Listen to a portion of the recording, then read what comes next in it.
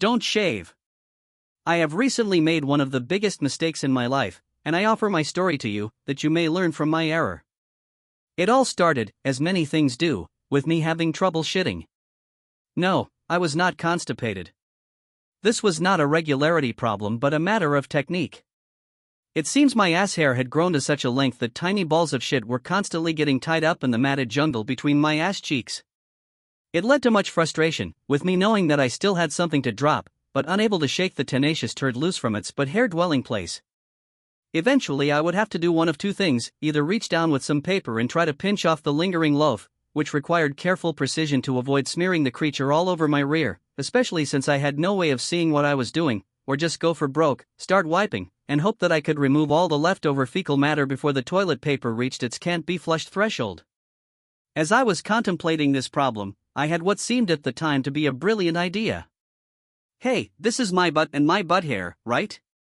So why don't I just eliminate all the hair altogether, and then my crap will flow out like beer from a keg? I said to myself. It is a statement that will go down in history with a lot of other regretted statements, things like "How many Indians could there be?" said by General Custer. "Looks like a good day for a drive," by JFK, or "There. America Online now has complete Usenet access," by some idiot system tech. Such was my anal shaving idea. I performed the operation that night, with a cheap disposable razor and a towel to sit on. Starting from the bottom, and shaving from the crack to the cheeks, I began the arduous process of ridding my ass of hair. Occasionally, I would have to clean the razor of accumulated hair and miscellaneous slime, which I did by wiping it on the towel. Slowly, my twin mounds and the between ravine began to resemble the hairless cheeks of a newborn baby. Finally, I wiped the razor one last time, and surveyed my work. The towel was covered with a pile of hair. My ass was smooth as ivory. I smiled, satisfied, thinking my troubles were over. Little did I know, I now have a great respect for anal hair.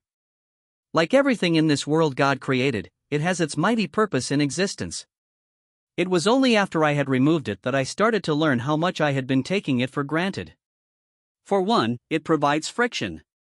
I learned this the next day, when I walked out into the sun heading for class.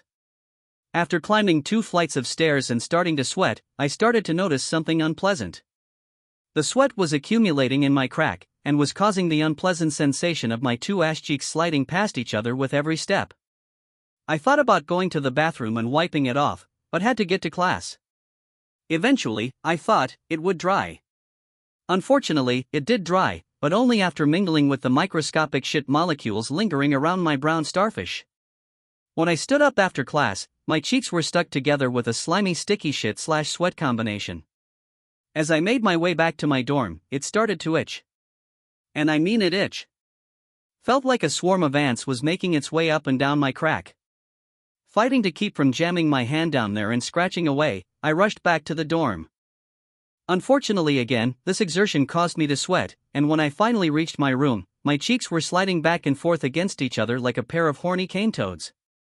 I quickly dropped my pants, and attempted to dry my ass off by sticking it in front of a fan and spreading my cheeks. As I pulled the 2 mounds of flesh apart, a horrible stench burst free and filled the room. Every dog within a 4-block radius started to howl.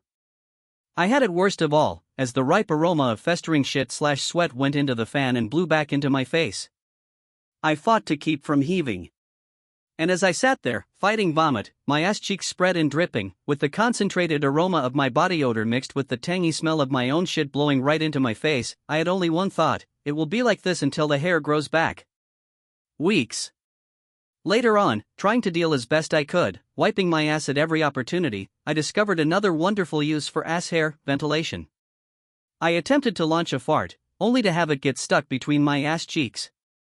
Apparently, with no hair, the 2 pink twins can get vacuum sealed together, and the result was a frustrating fart that slid up and down between my cheeks like a lost gerbil. As if that wasn't enough, I am now enduring further torture. As anyone who has ever shaved anything knows, when hair is first growing back in, it comes in as stubble. Imagine your ass having the texture of a Brillo pad. Well, that's what I am dealing with now.